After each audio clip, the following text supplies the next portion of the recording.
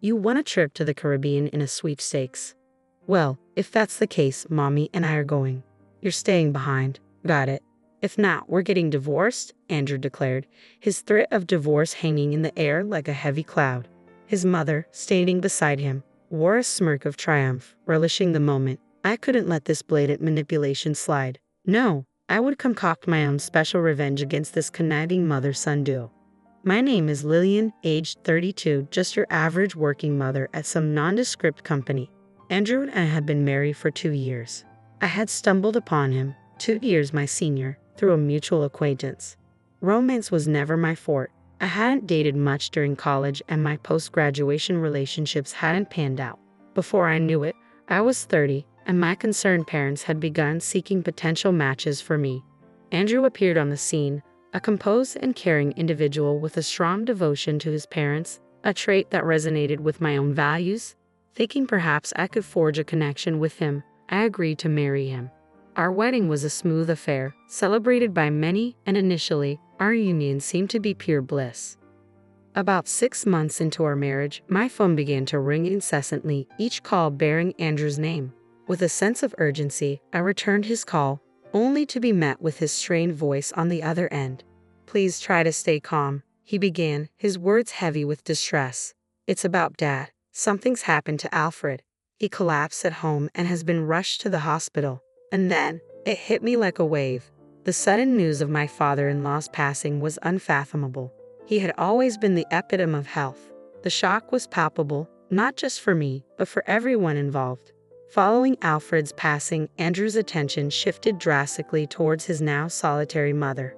He became excessively attentive, visiting her daily, sharing meals or accompanying her on shopping trips. He even took special leave to embark on a trip with her. It wasn't that he neglected me, but whenever our plans clashed, his priority was always her. "Sorry, Lillian, Mom just called and she needs me," he would say apologetically. "But we had plans," I'd protest, feeling the sting of disappointment. "She's feeling alone," he'd reason. "You don't mind, do you? You can go to the movies alone, can't you?" "I'm fine," I'd reply, though inwardly resentment brewed. Why was I the one being held accountable? Wasn't Matilda the one making demands?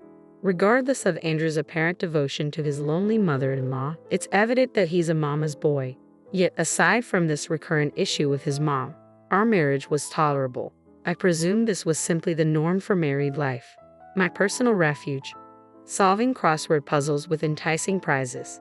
They provided solace whenever Andrew abandoned me for Matilda, and occasionally, I'd score gift cards or delectable treats. Then came the day I clinched a pair of tickets to the Caribbean, the grandest prize I'd ever won. I meticulously verified my victory multiple times, consumed by exhilaration. The tickets necessitated specifying the travel companions before contacting the airline. Contemplating who to bring Andrew naturally came to mind, but hesitations lingered. He often jetted off with Matilda, and if I proposed a trip together, she might insist on tagging along. After careful deliberation, I resolved to gift the trip to my parents. As I made my way home, I swung by my parents' place to share the thrilling news. "Mom, guess what? I've won tickets to the Caribbean," I announced, brimming with excitement. "Oh goodness, that's wonderful news. You and Andrew must be thrilled," Mom responded, her eyes gleaming with anticipation. "Not quite," I replied with a grin. "I've decided to give them to you and Dad." "To us? Are you sure?" Mom exclaimed, clearly taken aback. "Absolutely. Andrew's always traveling, but I want you two to have this experience," I reassured her.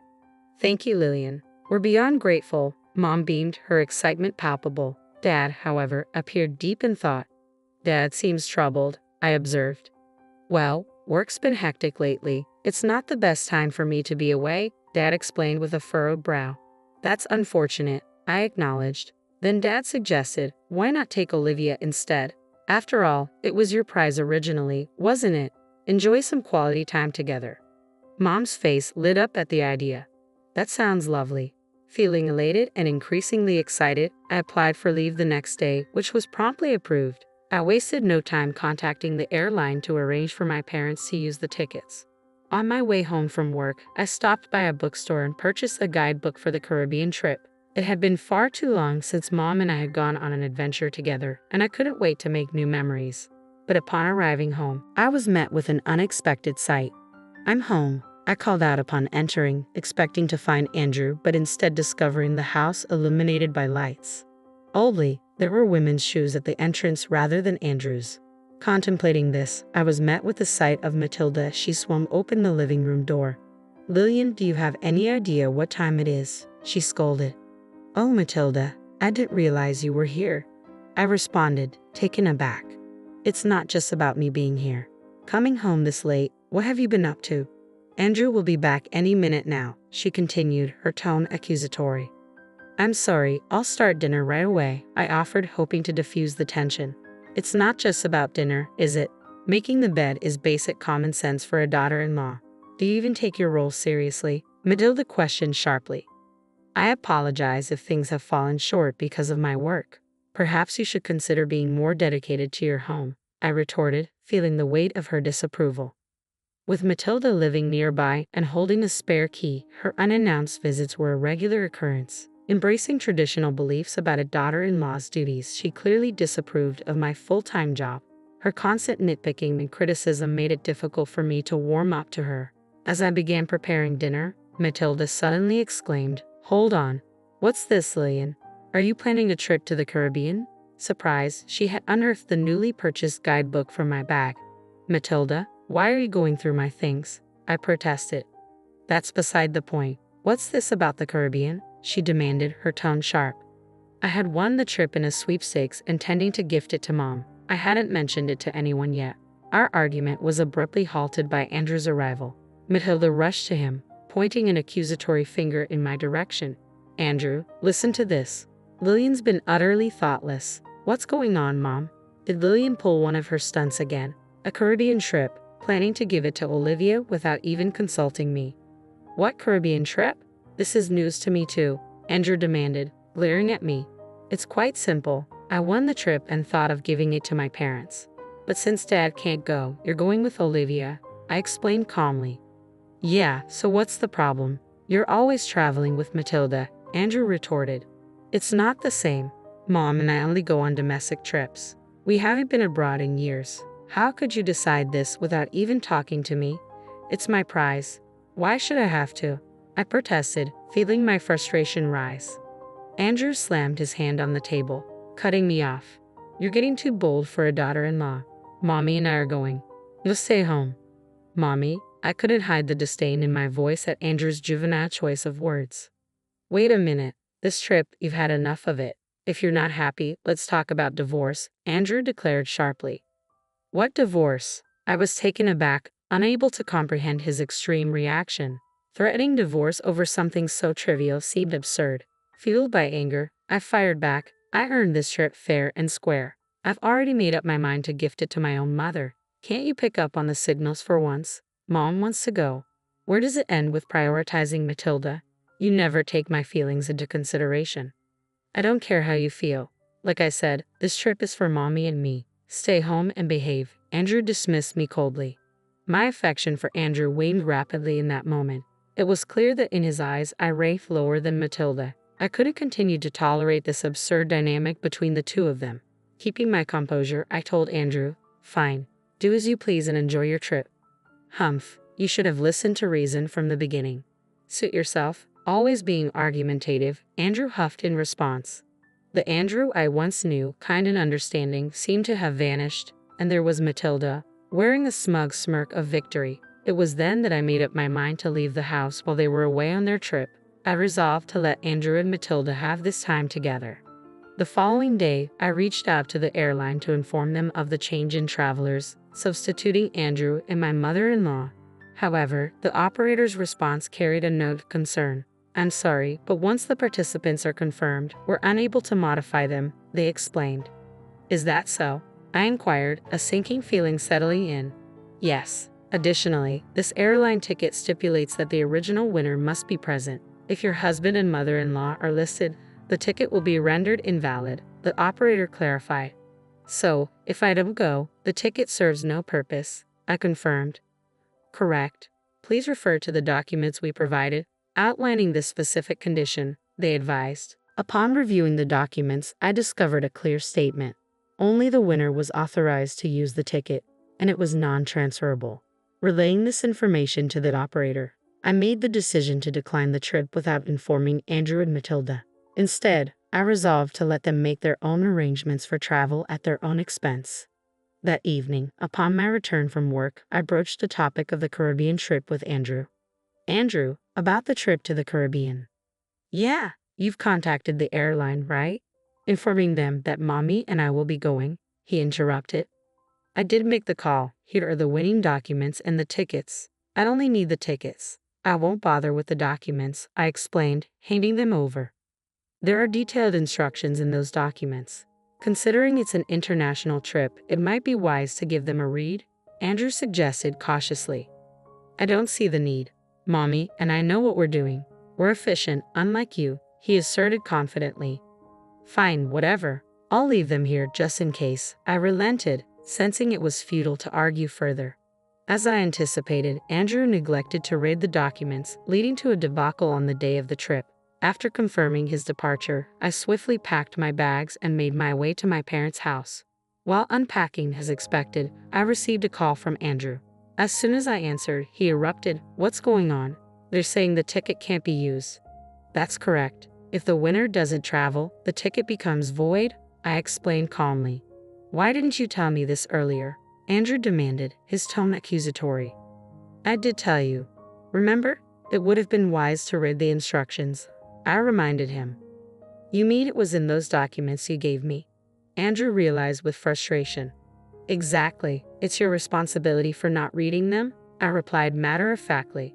This is ridiculous. How are we supposed to get to the Caribbean? Andrew panicked. Well, the operator did mention that if the winner doesn't travel, you'd have to pay the full price, I informed him. The full price? Andrew exclaimed, clearly caught off guard. In the background, I could hear Matilda's voice, indicating they were both distressed. Andrew, what did Lillian say? Matilda's voice interjected. Mommy, if Lillian doesn't have to pay for the trip, Andrew began, but I didn't catch the rest of his sentence as he handed the phone to Matilda. They can sort it out themselves, I heard Andrew mutter before ending the call. After ending the call, it wasn't long before Andrew rang again. Hello, I answered. What's going on? I'm busy, Andrew snapped. It's not what's going on. I tried to purchase the tickets, but the credit card isn't working, he exclaimed in frustration. Huh? I don't know anything about your card, I responded, puzzled. It's not mine, it's your card, he clarified. Oh, so you're saying you used my card without my permission? I realized with a sinking feeling. Just fix it now, Andrew demanded impatiently. I recalled checking my wallet earlier that morning and discovering my card missing. Suspecting the worst, I immediately froze it. I knew you took it, I accused. Are you kidding me? I was planning to use that card for shopping abroad, Andrew retorted defensively. Always causing problems, you jerk, I seethed with anger. You freaking witch, Andrew fired back, showing no remorse for his actions or for taking the trip. It was yet another instance of him prioritizing himself above all else. I can't deal with this anymore, I declared, my frustration boiling over. A jerk? Who are you calling that? After constantly belittling others, you can just go to hell. Andrew shot back defensively. What? Who are you talking to like that? I countered sharply. Who do you think? Your constant reliance on Mommy is honestly creepy. If you love her so much, why don't you two just stick together? I can't handle being married to a mama's boy like you. There's no point in us being together. I lashed out, my words dripping with disdain. Hey, calm down. If you keep this up, we'll get a divorce, Andrew warned. Fine by me. I've been thinking the same thing, I retorted, my anger flaring. With that, I stormed out of the house with no intention of returning. Let them enjoy their time abroad in the Caribbean. Maybe they'll both sink, damn mama's boy. In a fit of rage, I hung up and blocked both Andrew and his mother. Determined to end this toxic relationship, I sought legal advice from a firm recommended by my father and initiated the divorce process. Upon reviewing our savings for asset division, I made a startling discovery. Our joint account had been emptied. That was the shocking discovery I made upon reviewing our joint account. There were numerous withdrawals, all coinciding with Andrew's trips with his mother. It became evident that he had used our savings to fund their travels in addition to unauthorized charges on my credit card. Demanding compensation, I insisted on a significant sum. However, Andrew's financial situation quickly spiraled into debt, and he found himself hounded by creditors. The once indulged mother, now constrained by her actions, witnessed her relationship with Andrew sour, their interactions fraught with arguments. The irony wasn't lost on me, considering his past behavior. Meanwhile, I made the decision to reside with my parents for a period. Recognizing the concern I had caused, I was determined to repay their kindness by living with them and attending to their needs. Marriage held little appeal for me now. What truly mattered was the love and support of a caring family. Through the tumult of divorce, I found solace in this realization once again.